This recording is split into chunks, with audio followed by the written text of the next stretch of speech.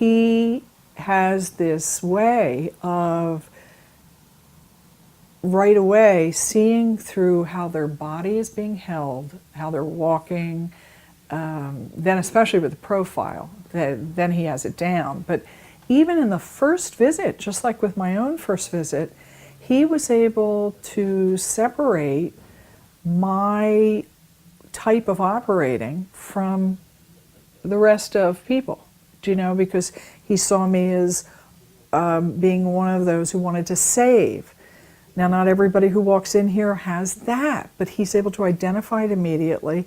And before I left, I remember having felt like I'd had a really great meal. The conversation I had with him, it was very satisfying and empowering, and it didn't feel like I was going to be stuck. So when someone perceives from a deeper perspective, they're also able to give you a tool that you weren't expecting. I believe that the mind-body connection is related to why we get ill, why we get stuck. There's so many layers to us as human beings. We're very profound entities. And to separate the mind from the body is now recognized as an illusion. So that when people have patterns of hurt at the same time as having body symptoms, I can send that client or clients to Dr. Steve, and he can give them a bigger reference point, a deeper understanding from a different perspective. You know, when someone goes to a therapist, you start understanding your the internal thought process that leads from stinking thinking into stinking behavior, if we can put it that way. But I mean, where we don't get our needs met. We end up criticizing boyfriend or girlfriend when in reality we're needing a hug, right? And to be able to start getting conscious about all that. That's all involved in the mind-body and how the body's all of a sudden getting stomach aches after an argument, or a backache when you're worried about money, or I don't know, there's thousands, maybe millions of ways that the body speaks, but to realize that they're connected and to listen. What I say to clients is I believe our body talks to us, and it's talking to us all the time. So when I can send them to Dr. Steve, he's able to unravel that, because that's beyond my my licensure, getting into the body or analyzing that. But I do know it's directing us there. It's pointing us to look deeper in what is her or his body saying, that there's this continual pattern or intermittent pattern that happens sometimes or happens constantly. We'll start finding there's a storyline to go with it. What I see is that because we're so complex, it couldn't just be about take a pill and it'll take care of everything. Those are just the symptoms, and we want to mask them with a pain pill or Xanax. But what's underneath that? That's the important question. Always what's really driving that. Driving the illness, driving the pain, the hurt. I don't have to talk people into what they feel about him after they meet him or after their experience. Do you know, and according to how chronic their problem has been, there's a parallel to how really, really inspired and excited they are about their visit here, that they got relief from pain, but also got answers they didn't even know they were going to get. We're so fortunate to be in a century that if we are in terrible pain, we have a pill to give us relief. And that's fabulous.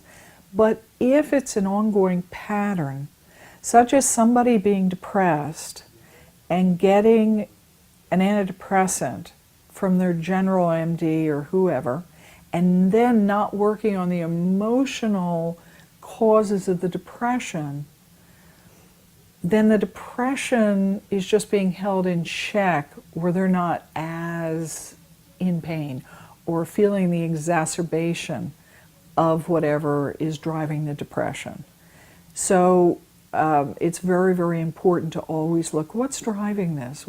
Why is there this pattern? If we can take away the judgment, see, I'm always looking to how we self-talk, and many times we consider this bad and this good. But if we even take a depression as having a gift for us of trying to break through someplace where we're stuck and we won't give it up, but it's impairing us, or a fear that we're frightened to move through and we're clinging to the old. And there's a gift in that.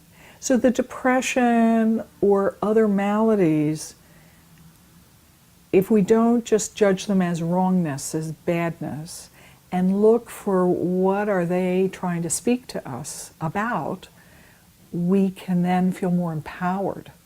The person needs to know that they have their own knowingness to rely on, that they have their own power to rely on, that it isn't out there, that someone like Dr. Steve can sort of hook your horse and buggy up together, where you start understanding how your body is behaving and how it's connected to other generations who never had the opportunity to work through and process feelings of inadequacy, etc.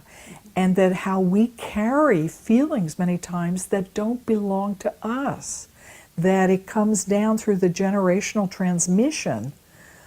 Feelings of inadequacy, of not being enough, of being stupid, the negative distorted beliefs that get laid in probably before we're 7 years old, just because of the reactivity of our parents.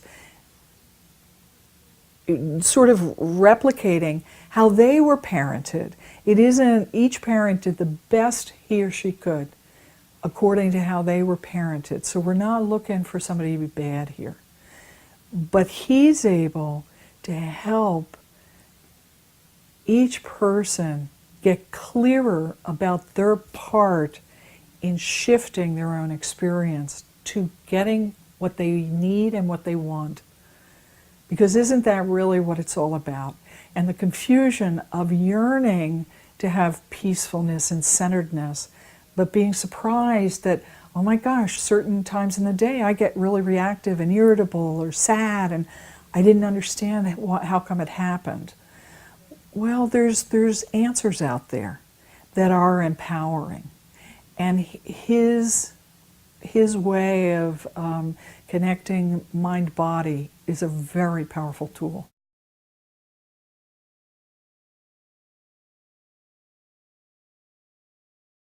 He's the first and only person who I've met who's had the capacity. And literally in the first 20 minutes of interacting with him, I knew I was with somebody who was doing something that was different. But you can meet people who are doing something different, but he felt right on.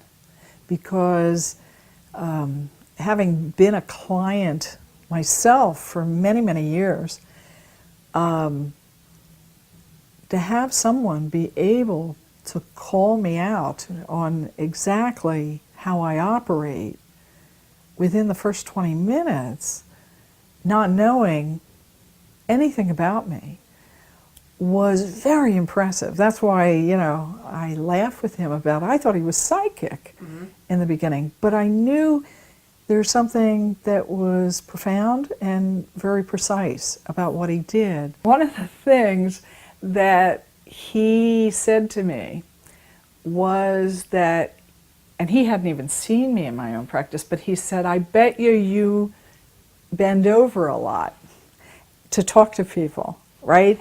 Because, there's people who are in a lot of pain, and I'm like totally there. And he said, you've got to learn to stay back because you're exacerbating your own, overextension. And so I've just moved my chair closer. There's ways around it, So even though that, and even now, I do tend to do it without thinking, but it helped me physically not exacerbate my own symptoms.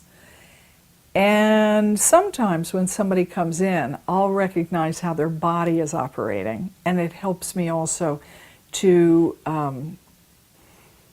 talk from a certain perspective right off.